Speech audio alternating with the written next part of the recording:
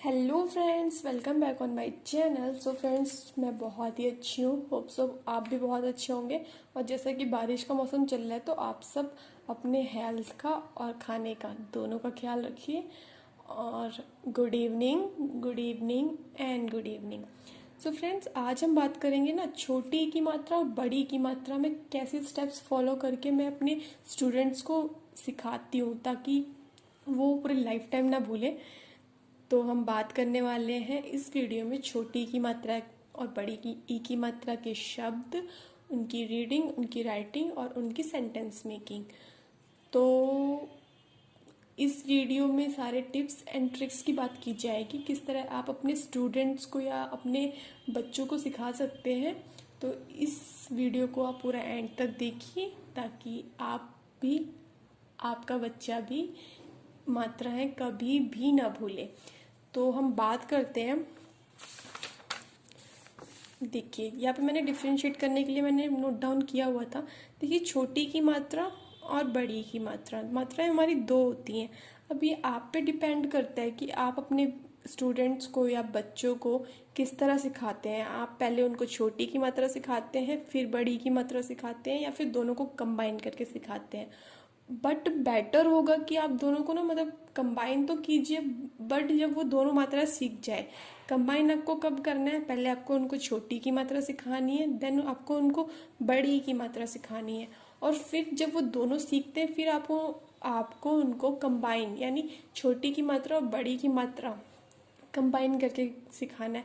अब आप लोग बोलोगे कंबाइन करके क्यों सिखाना है? कंबाइन करके सिखाना इसलिए भी इम्पॉर्टेंट होता है कि आपका बेबी मतलब डिफ्रेंशिएट कर पाए कि छोटी की मात्रा ऐसी होती है, बड़ी की मात्रा।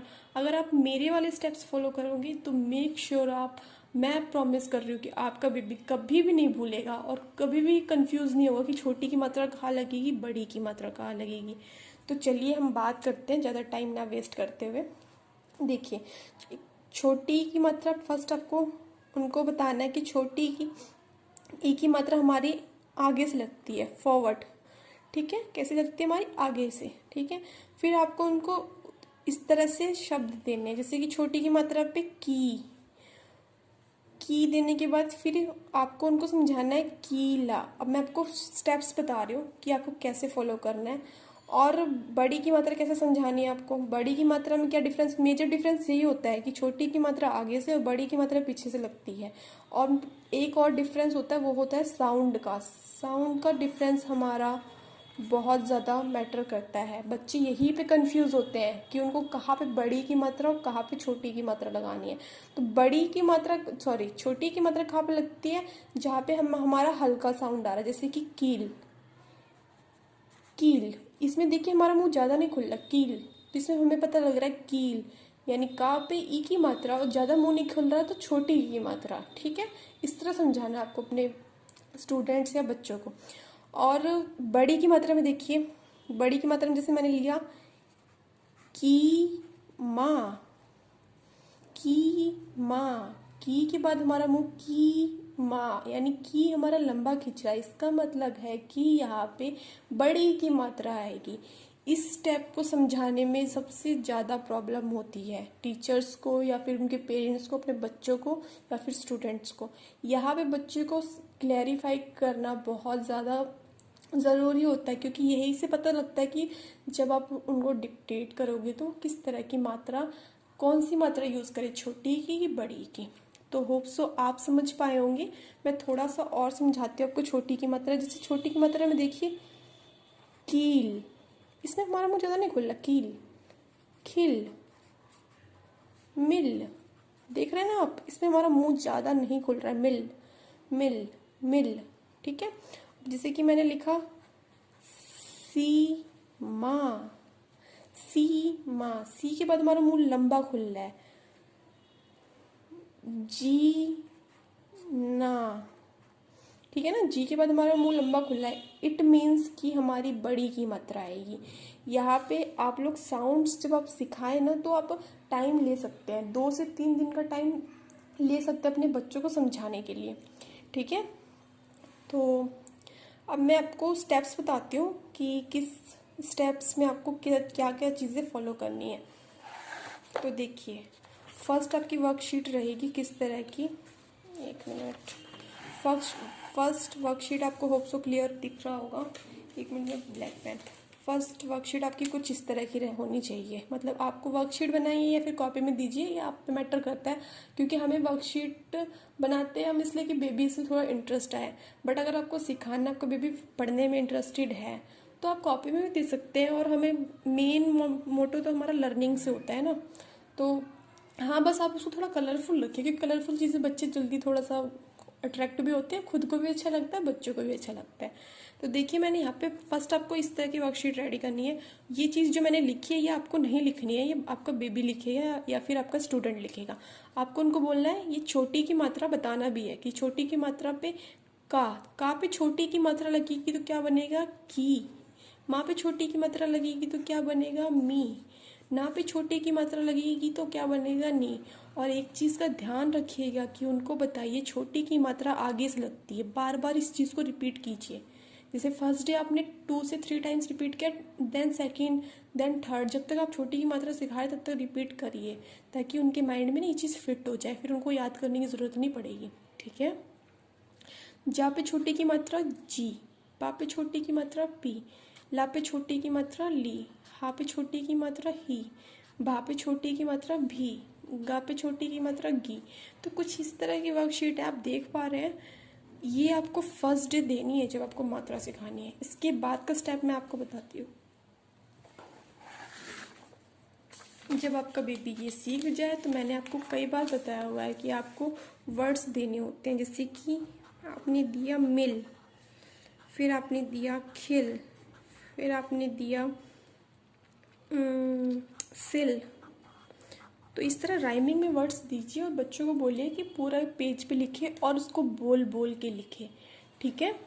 तो इस स्टेप के बाद आपको क्या फॉलो करना है, इस स्टेप के बाद आपको फॉलो करना है, जैसे कि मैंने बताया, सॉरी डिक्टेशन नहीं, हम क्या करेंगे ना, अब हम वर्ड्स देंगे, वर्ड्स तो देंगे बट राइमिंग में नहीं देंगे। इस बार हम देंगे, जैसे कि हमने लिखा जैसे कि मैंने लिख दिया टिन, फिर हिल, फिर गिन। मतलब आपको राइमिंग में नहीं देना, ताकि वो मतलब थोड़ा अलग अलग उनको हैबिट पड़ जाए रीडिंग करने की। इसके बाद आपको उनको आ की मात्रा के साथ देने, क्योंकि आपको भूलना नहीं है कि आपने अपने बच्चों को आ की मात्रा भी सिखा दी है। तो आपको देना, जैसे कि हिला, फिर मिला, फिर जिला। ठीक है। क्योंकि हमें पीछे की मात्राओं को भी तो रिवाइज कराना है, इस चीज़ का भी आप ध्यान रखिए। तो होप सो आपको ये स्टेप्स समझ में आएंगे। उसके बाद जो हम स्टेप्स फॉलो करते हैं मैंने आपको बताया हुआ है, डिक्टेशन। इसके बाद हम करेंगे डिक्टेशन। डिक्टेशन के बाद आप सेंटेंस मेकिंग, सेंटेंस मेकिंग में उसके बाद हम करेंगे, सेंटेंस मेकिंग के बाद आपको उनका टेस्ट लेना है। यहाँ पे भी आपको उनका टेस्ट ही लेना है। आप उनको डिक्टेशन बोलेंगे और वो लिखेंगे, फिर आप देखिए आपका बेबी कितना सही लिख रहा है, कितना गलत लिख रहा है, ठीक है, कितनी वो मिस्टेक्स कर रहा है। जब वो यहाँ तक एकदम प्रॉपर सीख जाए, फिर आप सेंटेंस मेकिंग पे जंप करेंगे। ओके। उसके बाद आपको एंड में टेस्ट लेना है, और सेम प्रोसेस फॉलो करना है आपको बड़ी की मात्रा के साथ।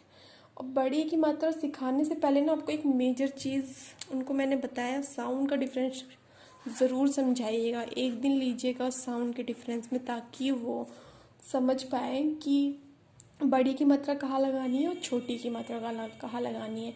एक बार मैं दोबारा रिपीट करती हूँ, साउंड आपको किस तरह सिखाना है। जैसे छोटी की मात्रा में कील, सॉरी किल, नहीं, जैसे खिल, इसमें हमारा मुंह ज़्यादा नहीं खुलता छोटी की मात्रा में। जबकि फर्स्ट आपको बोलना है आपको छोटी की मात्रा कहाँ से लगती है बच्चों, तो वो बोलेंगे मैम आगे से। ठीक है। उसके बाद इसका साउंड, एक तो इसकी डायरेक्शन बतानी है आपको, उसके बाद सेकंड इसका साउंड, ये दो चीज़ अच्छे से सिखानी है। डायरेक्शन के बाद आपको इसका साउंड बताना है। साउंड छोटी की मात्रा में कम आता है, खिल, मिल, सिल, इस तरह के एग्जाम्पल से आपको उनको समझाना है। और इसी तरह बड़ी की मात्रा कहाँ से लगती है, डायरेक्शन पीछे से। और साउंड क्या आता है, खिला, मिला, हिला, पिला, इस तरह के वर्ड से आपको ना उनको डिफ्रेंशिएट करना है। और आपको फिर इस तरह की टेबल बनानी है और बच्चों को यहाँ पे छोटी की मात्रा और यहाँ पे बड़ी की मात्रा के वर्ड्स करवाने, ताकि वो डिफ्रेंशिएट कर पाए। जब वो इतने अच्छे से डिफ्रेंशिएट कर पाएंगे, फिर आपको दोनों को मिक्स करवा के आपको रीडिंग करानी है। और रीडिंग कराने के बाद फिर टेस्ट लेना है, और टेस्ट तो ज़रूर लेना है। और जब आप टेस्ट ले रहे हो ना, तो एक बार रीडिंग में उनको आ की मात्रा की भी रीडिंग करवा लीजिए, ताकि वो पीछे की चीज़ें ना भूलें। ठीक है गाइज़, तो होप सो आपको काफ़ी अच्छे से समझ में आ गया होगा। और अगर कोई क्वेरी है या फिर कुछ आपको पूछना हो तो आप कमेंट बॉक्स में पूछिए। और नेक्स्ट वीडियो आने वाली है ऊ की मात्रा, बिल्कुल सेम ऐसे ही, छोटे ऊ की और बड़े ऊ की। ठीक है, तो हम मिलते हैं नेक्स्ट वीडियो में आपके साथ। तब तक के लिए bye and thank you, thank you, thank you, thank you so much.